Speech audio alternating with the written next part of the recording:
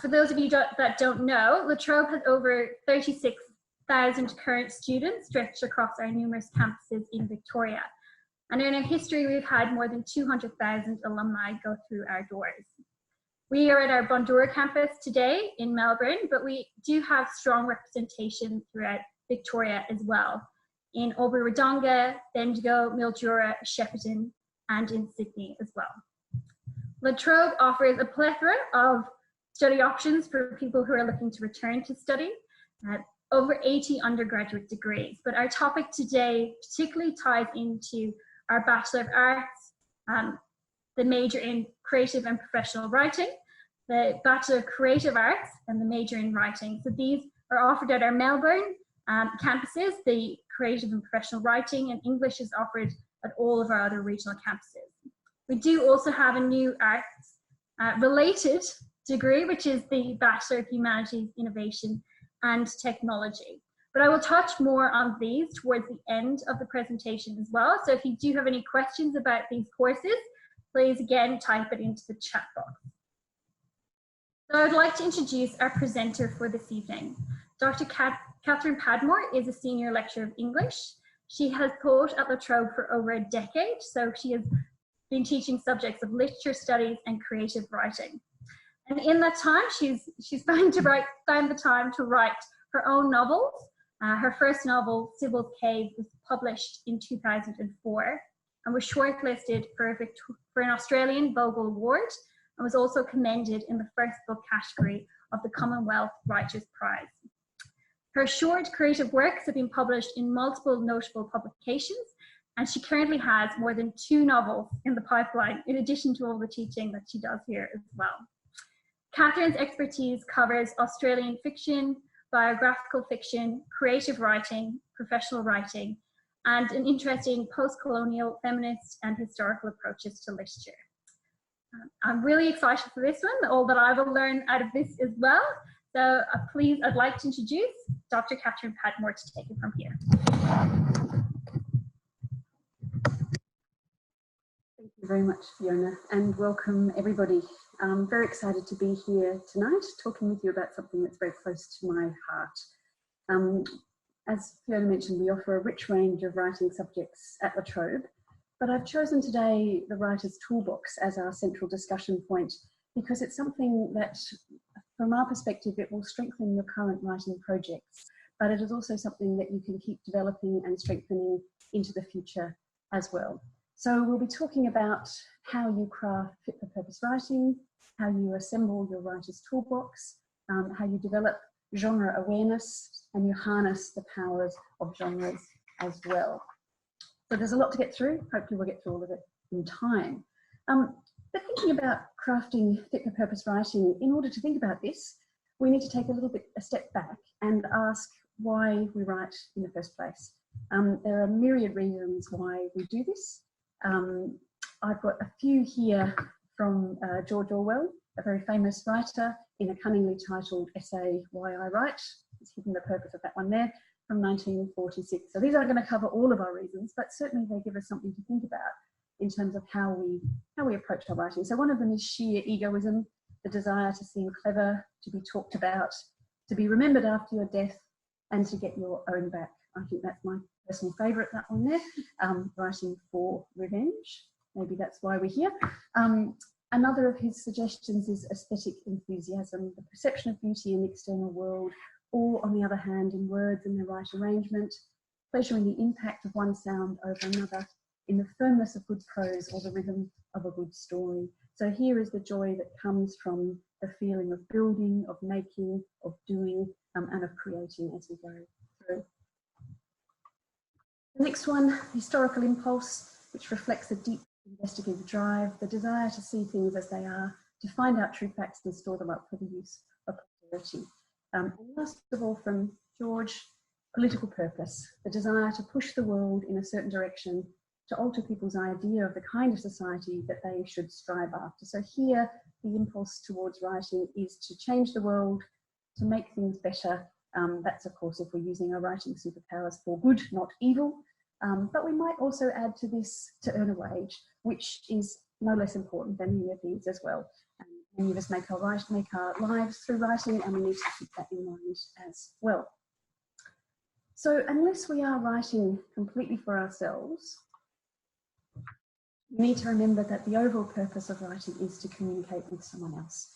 And to do that, we're communicating a message, an emotion, a plan of action, and something here from the great Strunk and White's Elements of Style, which if you haven't got your hands on already, I would suggest you do, because it's awesome and also very funny sometimes. But their very simple message is be clear. Clarity in writing enables us to achieve our desired ends for that writing in the following ways. Now, the ones I've got here for you come from the European Commission and their guide to writing clearly, but they give 3 very good reasons for writing with clarity, and they are applicable in their circumstance. So that's kind of multinational organisation where there's enormous linguistic diversity and political differences as well. So for them, it's really important for clear writing in order to be able to work more effectively together, efficiency, to reduce unnecessary correspondence and confusion, I might add there as well, and also to build goodwill so that writing can be used, clear writing that's working to its purpose can be used to enable all of these things. And in this context, it's very easy to see why it matters. Confusion, misunderstanding and ambiguity in this kind of political context can cause an international incident, which is not what we want to do. But it's not always obvious how we go about this. How is it we make our writing clear and serving its purposes, particularly thinking about the current environment, which is rapidly changing in dramatic and sometimes unexpected ways. We can't predict the changes that happen around the context of writing. So there's a little quote here from media theorist Mackenzie Walker, which I won't read the whole lot of, but he writes, or wrote, I've no idea how the market or the culture of writing is going to change over the next 10 years. He says it's unwise to foist untried models on students, but rather I want to equip them with the ability to analyse the potential of any given media moment for themselves and to make better than random decisions about whether to write in a given context, under what terms and at what price. So I quite like that, better than random. I think we're striving for that. We might strive a bit more than that. He's writing, if you have a look at the date, almost 2 decades ago, 2001. So if you think about the time that's passed since then, I think it's safe to say that the cycle of change in which we live has certainly increased since then. But Walk suggests that learning to write in a multi-generic context and environment is the best thing that we can do in order to make our writing function the way that we want it to do. And he says here, I think ideally students should acquire some kind of competence in all kinds of writing. I think they should acquire competence in writing for the page, for the screen, for the air, for the internet, and perhaps even for mobile phones. And I think this is a lovely quote for me. It's written clearly before smartphones. Unthinkable now that we wouldn't be writing in that context as well. But when he was writing that, it was still very, very new and emerging technology. So in this context then, for our writing to serve the purposes we want, we need to be able to understand 3 key elements. And those elements here, coming from theorist Amy Devitt, might be considered the characteristics of a form, its audience, and its purpose. These are 3 key elements that we need to keep hold of in order to be able to be clear in the writing that we write, in the writing that we create, and then to be able to make sure it's serving the purpose we need it. So that's all very well and good if we're working with genres in which we're familiar, but what happens when we're asked to write or we encounter unfamiliar ones for which we have no context, we have no experience or background? How can we write with confidence, knowing that the work will fulfill its purpose and satisfy its audience? So hopefully we've got some suggestions for you about that today. This particular dilemma was very close to the heart for us back a whole decade ago when I was creating, along with 2 colleagues, Twinia Stebbins and Hester Joyce from the Trobe, an interdisciplinary first-year subject. Each of us came from very different disciplines, one from cinema, one from English and creative writing, and one from linguistics. And our cohort was going to come from those and beyond. So we had people from the sciences, we had people from across the spectrum of the humanities and other areas, business studies as well. So how on earth could we find a way to talk about writing that would be useful for all of us, applicable to our different disciplines, but at the same time have some sort of commonality in there as well. So we had these two key questions that you can see on the slide there. How can we equip students with the skills to write in a multidisciplinary environment, either academic or professional? But also, how could we use something to bring cohesion to a subject so it just didn't feel like a grab bag of this and then that and then this. So we needed something to give us a shared framework and also a shared vocabulary for these sorts of discussions. So we turned, as you'd expect, to a writer of horror and gore. Yes, Mr. Stephen King was the person in whom we found comfort in this moment when we were trying to decide. His memoir / how to write book on writing, again cunningly titled, has a toolbox in there, which is a very famous one, and provided some sort of kind of concrete metaphor for us in order to build our framework around. So he writes, I wanted to suggest, thank you, I had a moment of getting the slide. I want to suggest that to write to your best abilities, it behooves you to construct your own toolbox and then build up enough muscle so you can carry it with you. Then instead of looking at a hard job and getting discouraged, you will seize the correct tool and get immediately to work. So this concept resonated immediately for us. So we looked into his quite deeply, and it's a fantastic toolbox. It's most likely or most closely related to fiction, and contains great wisdom for that. He has lovely phrasing along the lines of beware adverbs. We can all keep that one close to heart and avoid doing the reader's thinking for them. But it didn't quite serve our purposes. It was a starting point, but it wasn't the end point for us.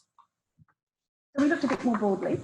We looked into other writers' toolboxes, and if you dig around, you'll find that most forms of writing actually do have their own related toolbox that talks to the specific skills of those disciplines or forms or genres. So you can think about what would be for fiction or screenwriting or business writing, science, poetry.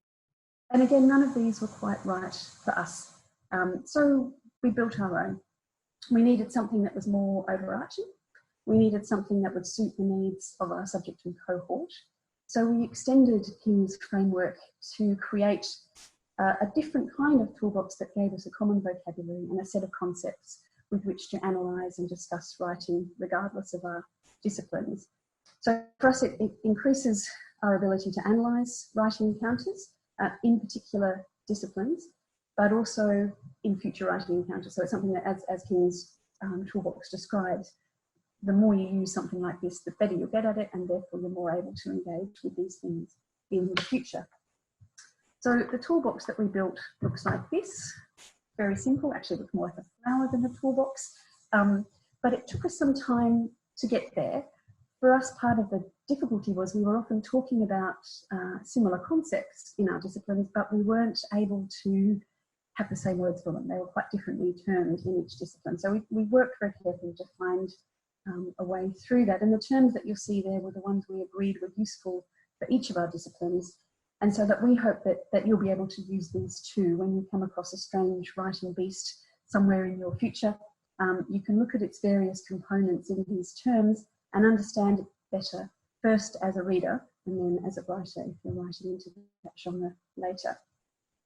So the way we work with this toolbox is to develop a set of questions for each of these elements to help you kind of interrogate, or help us interrogate the element, and also think about how it relates to the other elements as well. So the first of these, I'll touch briefly on these now. The first of these is, of course, language. So we're starting to drill down into the specifics of what's on the line, the kinds of language being used, the specifics of that in terms of vocabulary, jargon, slang, acronyms, but also the purpose, which ties into that first point. So the type of language and the purpose of the language will be intimately connected as well. So inflammatory writing is going to have a different kind of language because it has a different ways to raise people's ire or to get them motivated on some particular purpose. The next key element for us is voice. In fiction, this is often what hooks a publisher in. I've heard a number of editors and publishers say, really just took a paragraph of the voice and I was in, the book was sold. So that's absolutely vital in that context. In scholarly writing, the voice is something that can convince readers of your right to speak on a certain topic the kind of authority you have in this way, but also your trustworthiness, how you set the voice up and establish a kind of speaking position that encourages you to be trusted as a speaker, as a writer in that way. So here we're thinking about how is voice being deployed, what speaking position has been taken by the writer. So that is potentially first, second or third person perspectives, but also thinking about it potentially in the scholarly writing format, whether you're using a personal I, the sort of the I that doesn't actually have any relationship to you personally, but also then that other kind of writing where the I is taken away from it. And what's being done on the level of the sentence to make that happen. And how is tone being constructed in that voice as well. The next one for us, grammar. It's understated, underrated, but absolutely vital. Etymologically, it's related to terms that involve magic, things like grimoire and glamour. They both come from the same root, grammar, so I like to remember that when people say grammar is boring, because it's not. But what grammatical features make this genre? What stands out in terms of the way that they're put together? Is it a necessity to have very correct grammar, or can you use a sort of looser, fluid, more innovative approach? And what's happening on the level of the sentence construction? How have they been built in that way? Structure is a very key one for us. When we're thinking about structure in terms of writing, it's often a kind of fractal analysis. So you might think about sentence-based structure, which overlaps with grammar, but you also might think about how that is mapped out in the level of the paragraph, the level of the overall work, what kind of things bring in an overall cohesion into that to show you the unity of the writing that's being done. What wayfinding techniques have been used by the writer to help you navigate your way through this piece. So all of these things are absolutely vital for structure. Audience, likewise vital. If you don't know who the audience for your piece is, then you're going to be writing into darkness. You're not going to know who's out there who might be wanting it and what they need it for. If you're reading a text and you're trying to anticipate your audience, what clues does the text give you about who it's being positioned for? But importantly as well here, the point about their expectations. What do they want from this particular text, and the family of text within which it belongs? And what happens if their expectations are not met? Is there a consequence to any of that? Sources is a key point that sometimes we don't think about, but it's something that came up again and again in our discussions when we were developing this framework.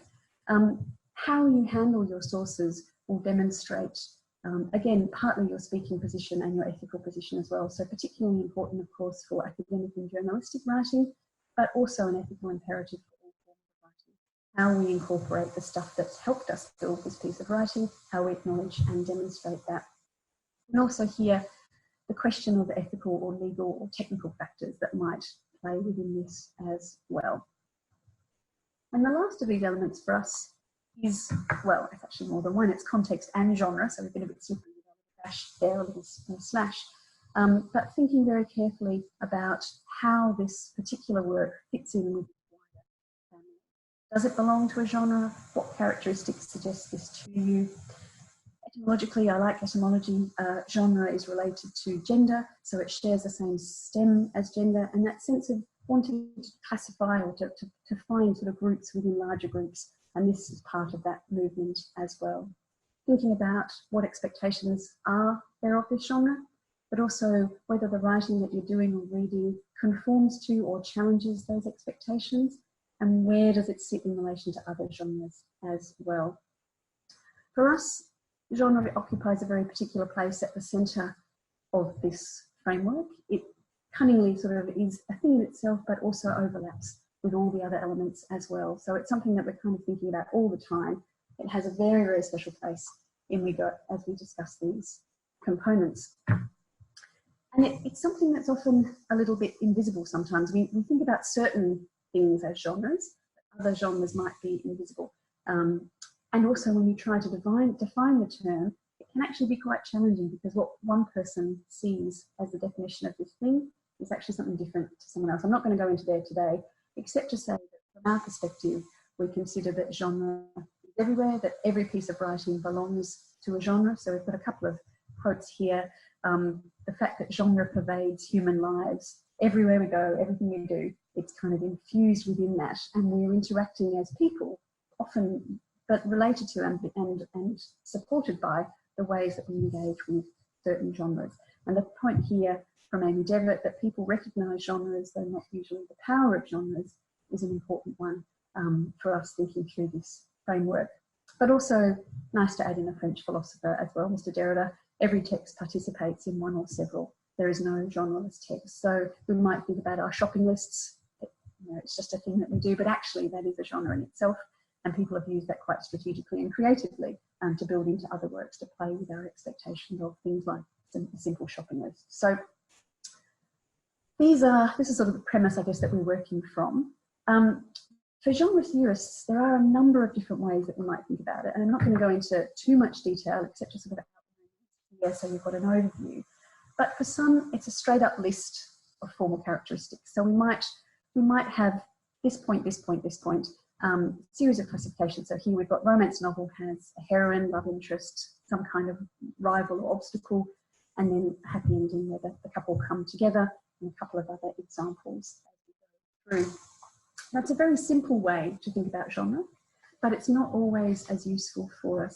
It doesn't recognise the way that writing forms change over time, the way that they might need to adapt as times change. We talked about the dynamic environment. It's very static and very fixed, but also kind of arbitrarily drawn a line around these lists of characteristics, but we haven't actually, we can't incorporate any change or dynamism into that. So another way to think about that is the next position, which is a response to a typified social situation.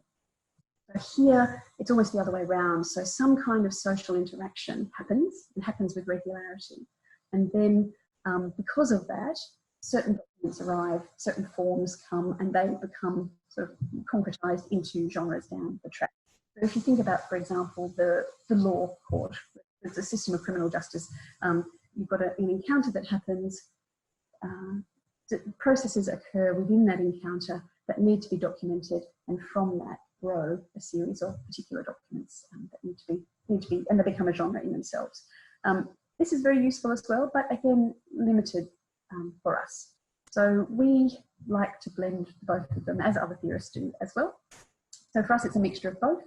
The most useful approach is to include these characteristics, but also to try and think about those more flexible dynamic aspects of genre characteristics as well. So here, Janet Giltro gives us the formulation genre equals form plus situation, or if you want to sort of break that down into the earlier terms, genre equals form plus purpose plus audience, if that makes sense. So those two elements combine in that way, and that gives a whole lot more flexibility for the way that we approach these elements.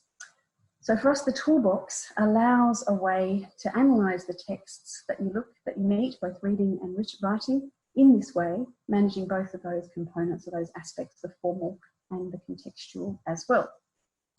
And we hope that it will allow you to approach the future genres in ways that, across many disciplines, that give you greater insight and confidence. And this is known by Devitt and other people as well, going in with your eyes open, a critical consciousness of both rhetorical purposes and the ideological effects of generic forms. So you're really consciously aware of how genre is functioning in these environments.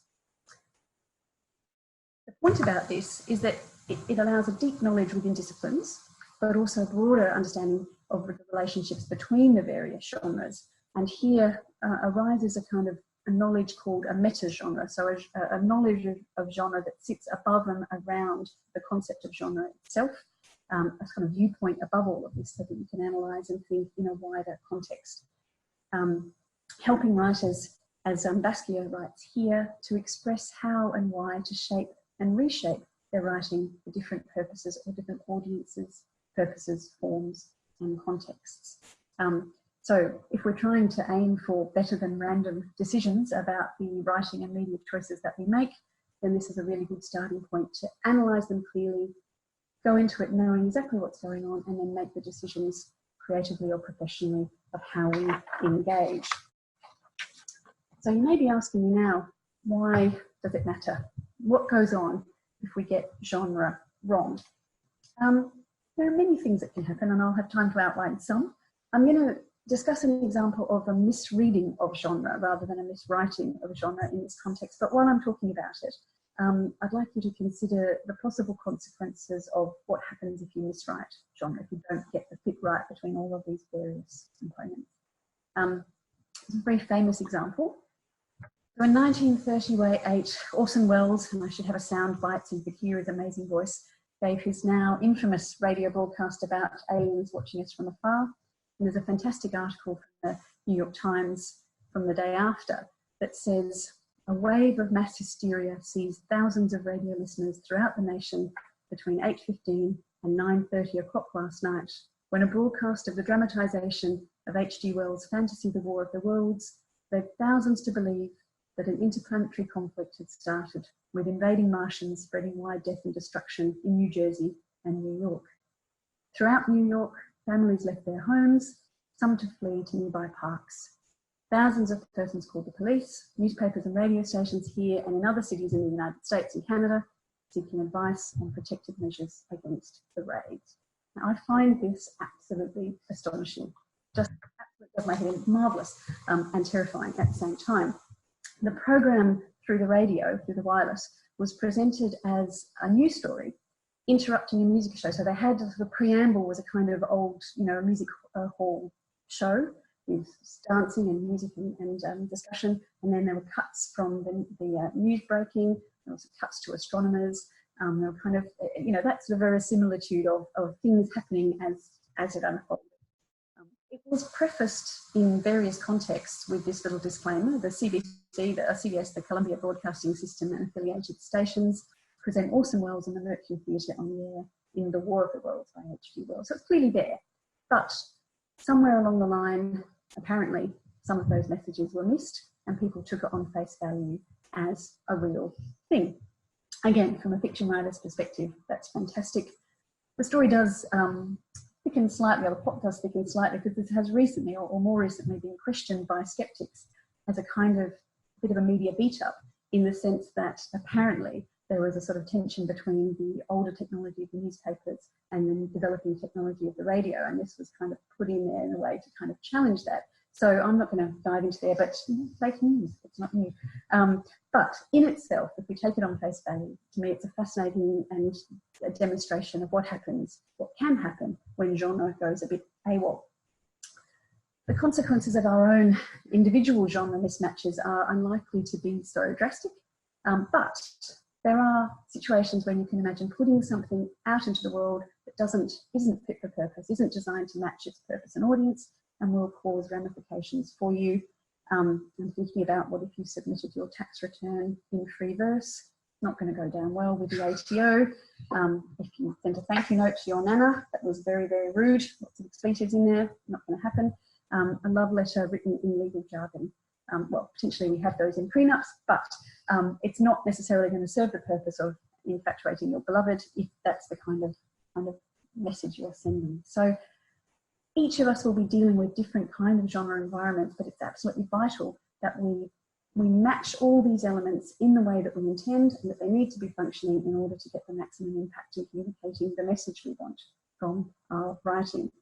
So I would suggest that when we're approaching genre, we are alert but not alarmed, and we think very carefully about how we go about demonstrating. Questions that we can ask of this. We might like to say, why do we want to write? Then thinking about the purpose, our own personal reasons, but also the community purpose.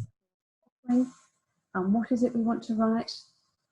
What does that relate? What does our piece of future writing connect to in terms of those other related families?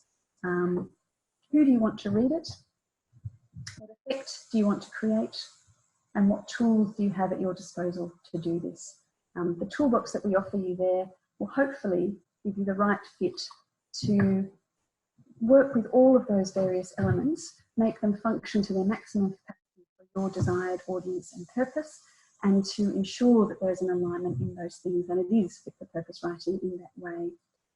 So it's one of the things that comes up very often in those surveys of what employers want, those key transferable and enterprise skills in communication, creativity, critical thinking.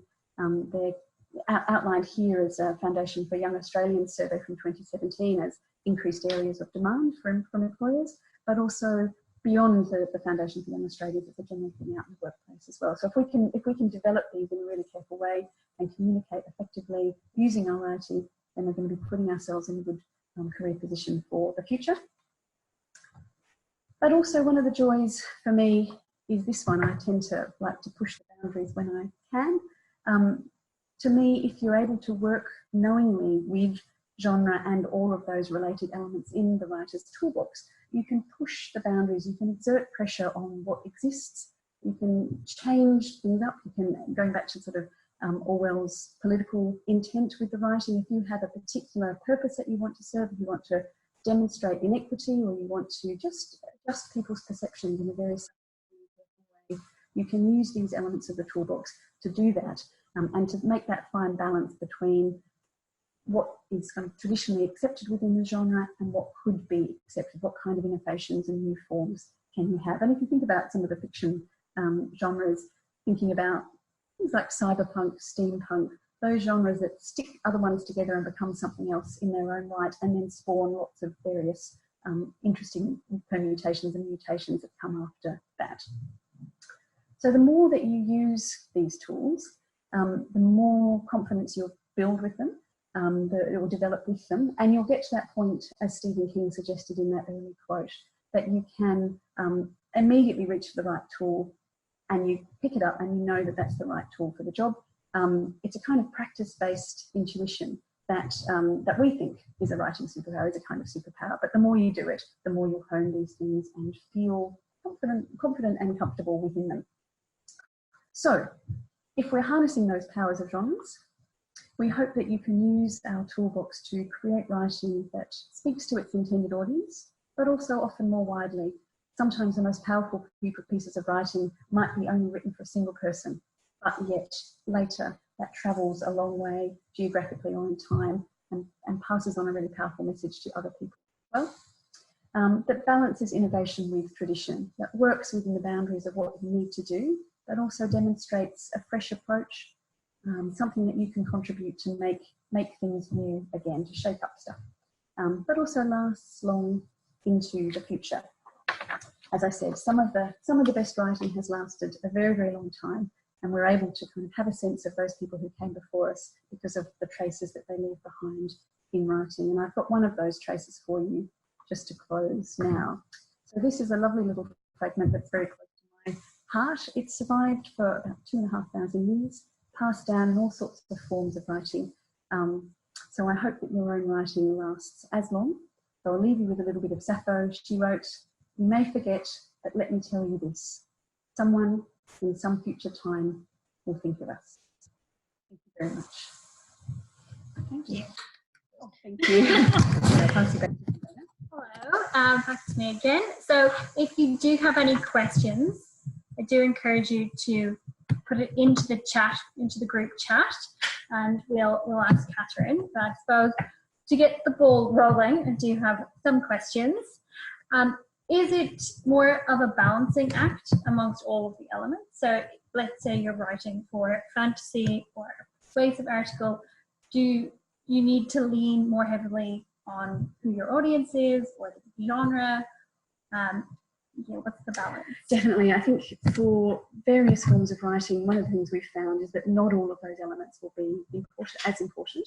So yeah, that part of the analysing of the purpose of the piece and the context in which it functions is to say, well, for this one, language is key, but maybe something else is not as important. So, and I think that's part of the analysis. So the framework allows you to examine that in an analytical and kind of careful way, and to make those decisions based on that. So yeah, if we're thinking about the other thing with the framework is that it looks very neat when we draw our diagram, but even you can see that each of those elements overlaps, and they will overlap in different ways depending on the particular piece of writing. So it's not going to be a cookie cutter approach that you can just kind of spit out the writing, but it does encourage an engagement, a deep engagement that helps you assess that. So through your investigations, you'll be able to say that, oh, actually, no, this world building is the thing here.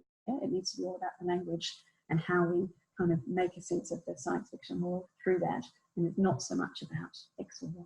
Yes. They're too bogged down in the elements. Yeah, that's right. So yeah, you might, for us, it's something it's a bit of a touchstone. We work with it, but recognise that it will vary. The emphasis will vary depending on the particular piece of writing that you're working on. Do you think which elements do you find that students struggle with the most? Do you find that students haven't done quite creative writing before, and that I think they have a story in mind, but they don't know how to translate it into? Well, thinking about it from, there's a number. I've got my academic writing hat and I've got my fiction writing hat, and they're my sort of main areas. I'm not really a poet. I write poetry, but I'm not a poet. For me, in both of them, it's often the issue of voice is the hardest thing for all of us. I think that in fiction writing, the proximity that you get with a character as a point of view character, whether that's first person or third person, intimate, or the very close focus point of view, that rhythm of the inner voice that gives the illusion of being in someone's head is the joy of reading, one of the joys of reading, very hard to get on paper. And so, like I said, with publishers, often if it snaps, if they can do that, first of all, it'll sell the work and it hooks the reader immediately. So for me, that's one of the areas where it's often the hardest to do, and people sometimes struggle to get proximity. So there's often a bit of filtering that you feel like you're kind of slightly distant. So we all struggle, all of us struggle with that. But also in scholarly writing, that question around where do you pitch the voice? Can you say I? If it is I, is it actually me as a person, or is it just a sort of a kind of linguistic thing that's not this article is, but actually says I wrote this article? So you're able to position yourself in there. And sometimes I think we struggle to go to great linguistic gymnastic lengths to avoid those sorts of issues. So finding an authentic scholarly voice, these are the disciplines that I'm more experienced in. That's something I think that is also a challenge. So. Good. Well, we do have a question from one of the attendees, Catherine. She asks, do you have any suggestions for short courses or subjects that can be taken to help students improve the quality of their papers? Fantastic. Well, I think there are a number of those. The subject that we do here is, it has sections on academic writing. So we use the toolbox and we develop it, and we divide the subject up into a number of modules. And one of those is on academic writing. But also a number of the first year subjects here do work with essay writing to help you do those papers. One of the things we found, actually, even talking about the notion of an essay or a paper, is that what an essay looks like in history is very different to what an essay looks like in sociology. So even that basic concept can require some challenge and some thinking. In terms of outside of our university, the Writers' Centre, Victorian Writers' Centre, has all sorts of interesting short courses. Most of those will be creative writing rather than scholarly writing, but there is quite a lot in there on creative non-fiction often, which is another voice again, another kind of way of engaging in there. So potentially looking at things like the Victorian Writers' Centre, they have great online and physical options. Brilliant. As a starting point. And then Andrew asks, do you feel that there are universal rules for sentence structure? If so, do you have any sources to learn from, or rules that you abide by? Oh, that's a good one. It's a good one. And it's a curly one. It will be the one that gets people, people do believe that there are universal rules for sentence structures, and it can get people very aerated at times. I think you wouldn't think, as I said, grammar, I think people would argue about it, but we do, and sentence structure we do. I am coming from a fiction writing perspective, so I'm going to say, of course, I think we need to know how things work, and we need to know how we can make those grammatical structures in order to get the most impact. And sometimes the impact is achieved by messing with the structure. So in an academic essay, I might pick up on a student using sort of series of clauses separated by commas and might comma splice or run on. But in a creative work, that actually can be the thing that makes it distinctive. So there are a number of works that will just use a series of kind of comma clauses. So I'm going to sit on the fence and say both. But there are some really good discussions. There's a great book by Mark Tredinnick called The Little Red Writing Book. And he has some lovely description in there about sentence structure being like the bridge. So that the bridge has to hold the weight of the people that are carrying it. And you know, the shape of it's not going to be one shape, but it needs to be structurally sound. If it's not going to do what you need it to do, which is carry the traffic of people, or in this case, me. So he's got some really nice ways of thinking around thinking structure. So I fudged it. Sorry. Quite complex. Both and tends to be my position. And we do have a question more about academic writing of essays. So how would you go about writing a historical essay report in regards to genre of that? Oh, so a historical essay, so an essay in history? Report, yes. Well, and that's, if I'm understanding the question right, so my apologies if I'm not. So I'm assuming this is an essay that comes from history, the discipline. And so that's outside of my discipline, so I can't talk for that. But one of the things I would suggest is that whatever the discipline you're in, is talk very carefully to, you know, anyone you can get your hands on who is an expert in that. So if you're doing a history major, for example, and you want to, you know, write an essay that's successful, go and have a chat to the tutors, because they will tell you at length what that looks like. And they do often look very different to an English essay. So a literary studies essay doesn't often have the same structure, but from my understanding, there will be a much more formulaic structure, or a more precise structure in a history essay that requires this step, then this step, then this step. But it's not my discipline, so I can't speak to it.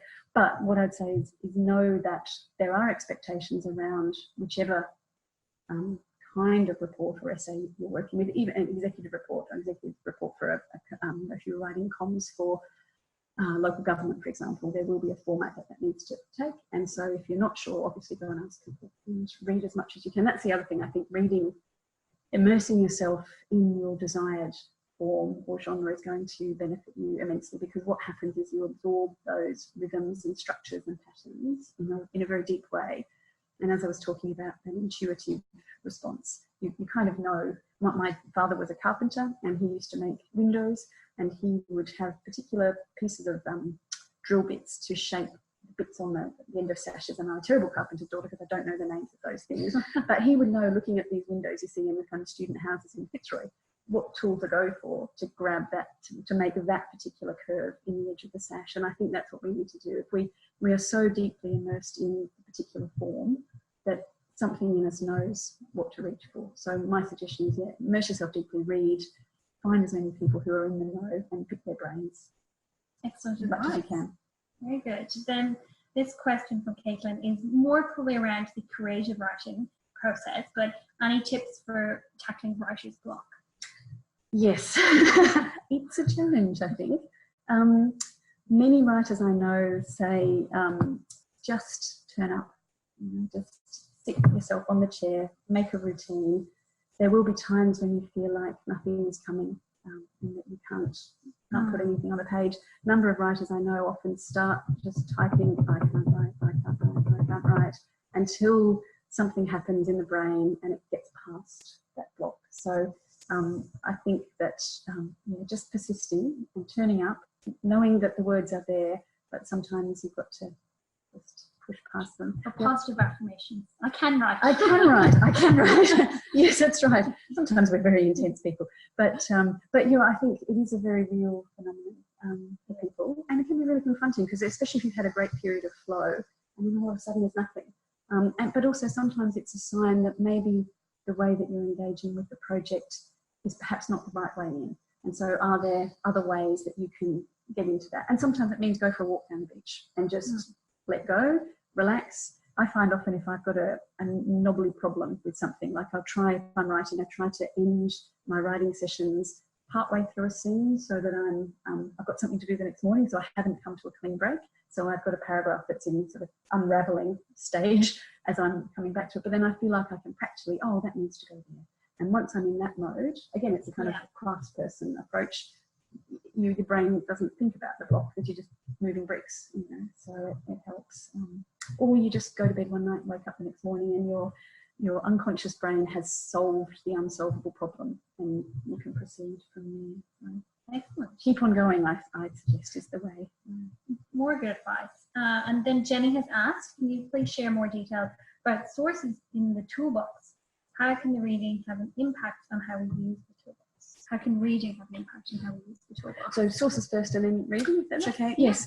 So sources for me, it's I write historical fiction as my preferred mode at the moment, although my short fiction tends to not be, which is one of those things. But for me, I'm engaging with sources on a daily basis in my writing, and I need to make sure that I'm dealing with them in the right way. And a number of historical fiction writers will make a concerted decision to say, I'm going to have an afterword that lists them. I'm not going to footnote like I would in an academic piece, but I'm going to note when I've used this person's idea, or if this person's memoir was really instrumental in me creating this character, I'm going to acknowledge it in an afterward. Some writers won't, they just won't have a bar of that. So it's an ethical decision that we each need to make. There's also often an ethical decision that we make in consultation with the publisher too, because especially these days, the legal questions are much more prevalent. And if there have been cases where people have accidentally inhaled sources and spat them out, kind of wholesale, that's a bit gross for this time of the night, a wholesale way, and then sort of claimed that it was an accidental thing. So, and publishers have been burnt by that. So we need to think carefully about how we do that, what our legal and ethical responsibility is to those sources. Some creative writing might not do that in the same way.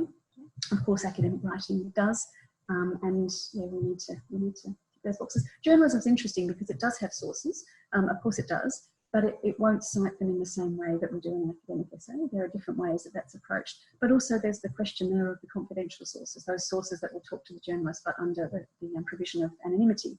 And that has a whole kind of, it's not my area, so I can't speak to it, but from my understanding, has a whole sense of legal responsibility that is different to other kinds of writing. So sources are those, for me, it's important to know what we're working with and how we treat them ethically. Was that reading? And reading, yeah. Yes. And so the question was, how does reading help us with the toolbox? Have an impact on how we use it. Yeah, I mean, for me, reading is the solution to most things as well. It just gives us a familiarity. The thing about genre is that it's a bit like grammar sometimes, in that if you have, say with grammar, if you've come into grammar in an intuitive way, you haven't learned a second language through your life, you've just absorbed what is kind of right grammar. And we might say through conversation, through reading, you pick it up, but you might not have a framework for it in that way. And so for me, it's the same with those other elements, that by reading, you can absolutely absorb all of those things. And as I said, you can activate that kind of almost intuitive, without sounding mystical, but the deeper your knowledge is through reading, the more data your brain has to process through in order to make the decisions that you need to make for your writing. So, there's a theorist called Wolfgang Iser who talks about this thing called the repertoire, which is the sort of sum total of all the stuff that you've ever churned through in your life. And that is sort of functioning every time you go into a reading experience, that's hanging around in the background. And it's the same for this every time you go into a writing experience. Everything that you've read is kind of on your back and will influence the way you engage. So the deeper you're reading, the richer, the more voracious you're reading, the richer your engagement with these things is. I have had a number of students say, I don't want to read because I don't want to spoil my creative originality, and I do put my stony rainy face on for that.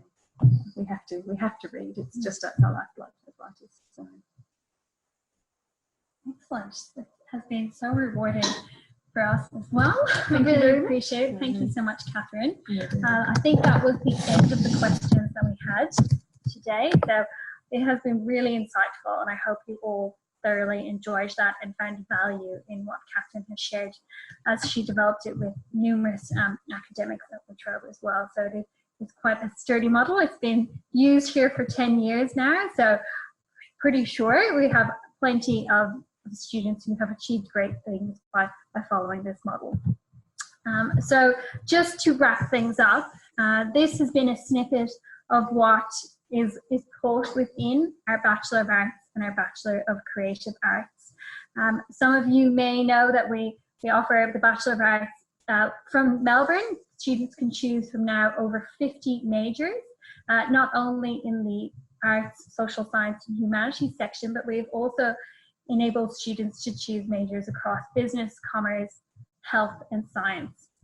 At our regional campuses, it is still more focused in the humanities section, but there is offered, writing is offered at all of our regional campuses. The Bachelor of Creative Arts major in writing is offered at our Melbourne and Bendigo campuses, and our students really do benefit from the partnerships that La Trobe has as well with the National Gallery and the Emerging Writers Festival, which I'm sure academics like Catherine encourage their students to enter into those competitions. And we also have a new offering at La Trobe in our humanities section. It is the Bachelor of Humanities, Innovation and Technology. So it is brand new to the market for 2020, where students will gain skills to become the future leaders to guide through the progresses of society. So it's not only the humanities section that they will delve further into, but it is also business, entrepreneurship, and STEM skills that they will be learning across this 3-year degree. All of that information is on our website, but if you do have any further questions, this webinar has been recorded and will be sent to all of you that attended tomorrow. It will be a webinar, it will be a YouTube link. So if you do want to refer back to it at any time, you'll have the link in your email. But if you do have any questions about the course or the content that was covered tonight, you can call our contact centre on 1300 135 045, which is open Monday to Friday 9 to 5, or email at study@latrobe.edu.au. They can answer any course specific questions you have.